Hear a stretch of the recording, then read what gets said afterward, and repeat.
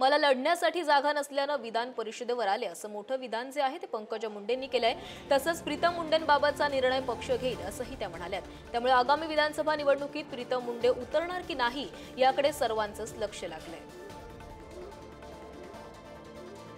त्याच्यावर मी कुठलंही भाष्य आता करू शकत नाही। माझी भूमिका सगळ्यांना माहीत होती। माझ्यासाठी सोडावी लागली नाहीये। मला पक्षाने डिक्लेअर केल्यामुळे मला ती लढावी लागली असं ते चित्र आहे। तर त्यामध्ये आमच्यामध्ये काही विषय चर्चेत नाही।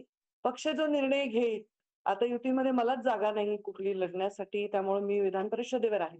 विषय जेव्हा असा येईल, जेव्हा लढवायची गरज असेल तेव्हा लढू, जेव्हा संघटनेचं काम करायची गरज असेल तेव्हा संघटनेचं काम करू। 5 वर्ष मी देखील संघटनेचं काम केलेलं आहे आणि आमच्यामध्ये त्या प्रकारे आमच्या घरावर ते भारतीय जनता पार्टीचे वर्षानुवर्ष पिढ्यानपिढ्याचे संस्कार आहेत।